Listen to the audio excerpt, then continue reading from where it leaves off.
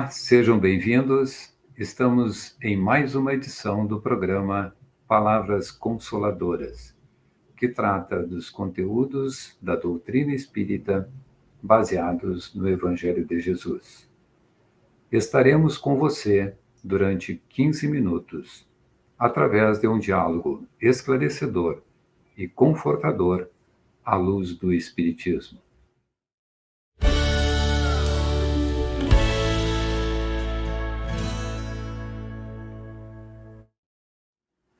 Hoje abordaremos o tema Mundo de Expiação e Provas, cuja bibliografia está na descrição desse vídeo.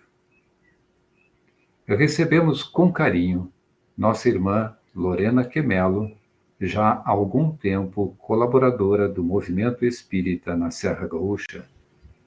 Bem-vinda, Lorena. Obrigada. Sou eu quem agradece o carinho, tanto a vocês da UNE, como também a todos aqueles que junto conosco batalham pela divulgação da doutrina espírita. Bem, dentro do nosso tema, Mundo da Expiação e Prova, do ensino dado pelos Espíritos resulta que, muito diferentes umas das outras, são as condições dos mundos, quanto ao grau de adiantamento ou de inferioridade dos seus habitantes. Entre eles há os que são ainda inferiores aos da Terra, física e moralmente, outros da mesma categoria que o nosso, e outros ainda que lhes são mais ou menos superiores em todos os respeitos. Lorena, a Terra é referenciada e considerada um mundo de expiação e provas. Qual a diferença entre expiação e provas à luz da doutrina espírita? Diríamos que a expiação nada mais é do que a repercussão das violações da ordem eterna por nós cometidas. O ser humano, por ainda não compreender estas leis, muitas vezes ele vai praticando atos, ele vai agindo de acordo com aquilo que ele acha ser o certo. Esse agir, esse fazer, não está muitas vezes de acordo com a ética e a moral. Se todos nós refletíssemos um pouco a respeito da nossa existência, nós iríamos perceber que a nossa irmandade, ela diz respeito à criação de Deus. Nós saímos das mãos do Criador, todos da mesma maneira, simples, ignorantes e dotados de livre-arbítrio. Esse livre-arbítrio nos dá as condições ou a liberdade de agir como a gente quer. E nesse agir, muitas vezes, nós procuramos as facilidades da vida, sem nos darmos conta que ela é a porta da perdição, porque tem os prazeres, os gostos, né, as extravagâncias. É como um semeador vai colocando ali todas as sementes a revelia. Só que a gente sabe que chega um momento que nós precisamos colher o resultado dessa semeadura. Então, o espírito, conforme ele vai amadurecendo, ele vai percebendo, e principalmente esse dar-se conta vai se estender no momento em que ele sai do mundo físico, e na erraticidade, quando ele se confronta com a sua verdade, e junto com os benfeitores, ele vai fazer uma análise da sua trajetória, ele percebe os seus enganos, os seus equívocos. E ao contrário do que muita gente diz, que Deus pune, que Deus condena, o próprio espírito, junto com os benfeitores, chega à conclusão de que ele precisa refazer através da expiação dos seus atos, aquilo que ele fez de errado. E ele vai traçar um contrato, vamos assim dizer, no mundo espiritual com os benfeitores. Ele vai assinar um trajeto, os planos A, B, que ele pode vir a caminhar, a desenvolver. Mas nesse trajeto, a dor vai chegar muito forte em nós. É por isso que nós estamos aqui achando que nós só sofremos, que Deus é injusto, né? Porque a gente não se dá conta que a gente escolheu essa trajetória. Então, se eu tenho o direito de agir do jeito que eu acho ser certo, nós também temos que ter a consciência que esse agir também exige de nós uma ação para que se exercite de uma forma positiva o refazimento desse trabalho de semeadura que a gente fez.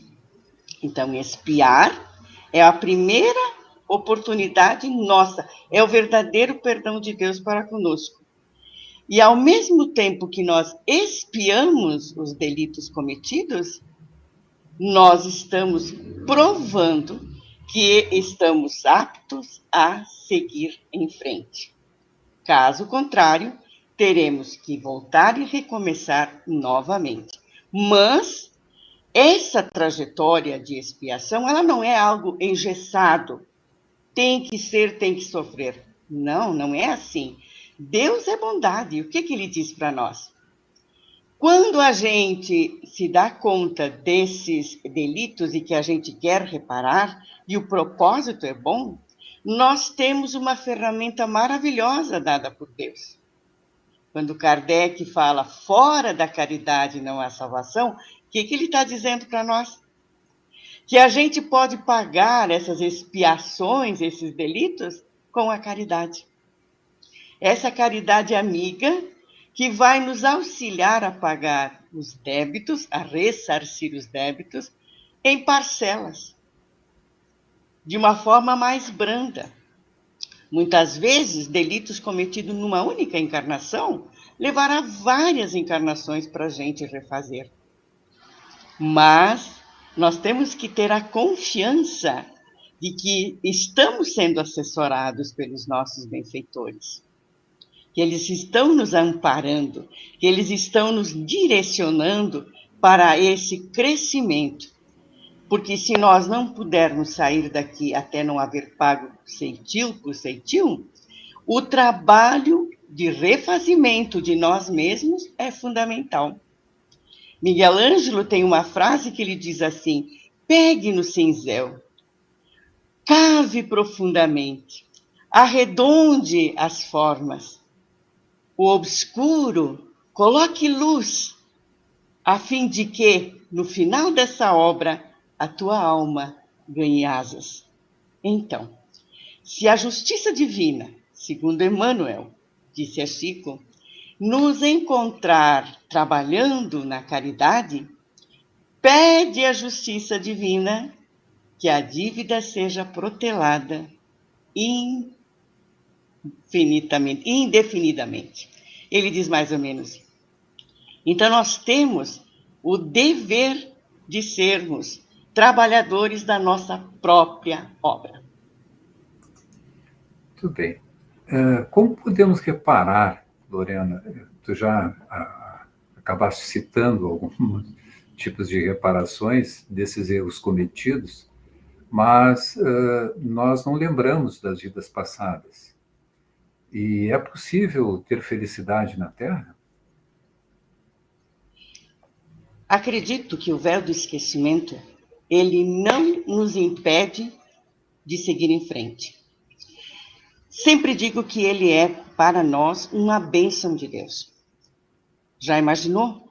Se a gente tivesse que conviver, aliás, a gente convive com aqueles desafetos do passado que nós prejudicamos, infelicitamos, e que a providência divina hoje coloca na célula familiar para que a gente aprenda a se amar, a se respeitar, a se perdoar? Já imaginou segurar no braço um filho que em outros momentos da nossa existência nos tirou a vida, destruiu o nosso lar? Então, esse véu do esquecimento, ele é para nós mais uma bênção de Deus. Porque lá na erraticidade, quando nós estávamos lá no planejamento reencarnatório, a nossa consciência, que é o nosso juiz implacável, tem como nos auxiliar nesse sentido. Porque quando nós fazemos um ato que não está de acordo, a nossa consciência se agita. E nós precisamos retomar aquela atitude, aquela situação que nos causa incômodo, analisar, perceber o que está acontecendo. Então, a consciência é o nosso juiz, é ela que nos avisa quando não podemos ou não devemos avançar o sinal. Deus não faz nada que não venha em benefício da criatura humana. Então, o véu do esquecimento não vai impedir ao ser humano que ele desenvolva o seu amor, a sua fraternidade, a sua justiça, porque não é essa a finalidade de que ela sirva de empecilho para a gente crescer. Nossos benfeitores, como eu sempre digo, eles vão cuidar de nós. Nós não estamos jogados no mundo físico ao acaso. Nós temos irmãos que nos guiam, irmãos que nos dirigem, irmãos que nos conduzem na senda do progresso. Então, o véu do esquecimento, eu volto a dizer, é uma dádiva que Deus nos concede para que a gente possa olhar nos olhos um dos outros, sem sentir aquela vergonha do ato que praticamos um dia. E como nada na vida que Deus nos dá está errado, tudo está certo, o véu do esquecimento também faz parte desse carinho de Deus para conosco. Aqui, Lorena, para a gente saber mais ou menos, né, as nossas condições de evolução, Emmanuel também nos cita que estudar a si mesmo para saber o que foi, não pelo que é, mas pelas suas tendências, né? Ah, sim, com certeza. A autoanálise, né? Autoanálise. Nós precisamos da autoanálise. E Santo Agostinho, ele faz muito bem esse exemplo da autoanálise. Porque a criatura humana só começa a perceber que ela é uma essência divina quando ela se conhece. Quando ela se aprofunda dentro dela mesma para poder criar asas, né? Asas que poderão dar a ela condições de alçar um voo melhor. Com certeza, a autoanálise é fundamental para todos nós. Ok. Lorena, é claro que aqui falamos na transição, né, de que nós transitamos de mundos inferiores a mundos um pouquinho melhores, né, que é um mundo de expiação e provas, que é o que estamos passando na Terra. Porém, no livro No Rumo do Mundo de Regeneração, psicografia de Divaldo Franco, pelo espírito Manuel Filomeno de Miranda, aborda a preparação da Terra do mundo de expiação e provas para o mundo de regeneração. Como está acontecendo essa transição? Como a gente fala muito, né, principalmente agora, nessa época em que a gente está passando por transformações muito fortes em nós mesmos e na coletividade. A gente ouve frases dizendo assim, nós não seremos os mesmos depois da pandemia. Não, a gente vai ser os mesmos, mas modificados, alguns bastante modificados. Quando a gente fala no mundo de regeneração, Muitos de nós, e a gente mesmo já passou por esse momento, achando que o mundo de regeneração vai acontecer assim: eu vou deitar hoje e amanhã o mundo vai estar totalmente diferente. Não. A gente sabe que a evolução não dá saltos. Tudo é muito lento, porém constante. Na Terra também, nesse planeta de provas e expiações, para o mundo de regeneração, também vai acontecer de forma lenta e gradual.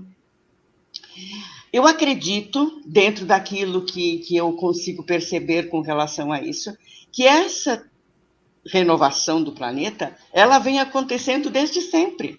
Na época de Jesus, houve um divisor de águas muito grande na humanidade. Ou nós podemos dizer que a Terra era antes de Jesus e depois de Jesus. Porque Jesus veio trazer uma ideia totalmente oposta, e o planeta vibra diferente desde que Jesus veio para cá. E ele mesmo disse que estaria conosco até o fim dos tempos. Essa regeneração que a gente está esperando, que a gente está participando, e a gente agradece a Deus por isso, porque é um momento extremamente delicado para nós, como espíritos eternos, e para o nosso planeta. E o que chamou atenção nesse livro são as colocações que Divaldo faz entre o mundo físico e o mundo espiritual. E nós precisamos acreditar que se nós mudarmos, cada indivíduo, cada um de nós dentro de nós mudarmos, o planeta vai atingir, sim, a sua regeneração. E também vai atingir outras vibrações de mundo felizes e assim por diante.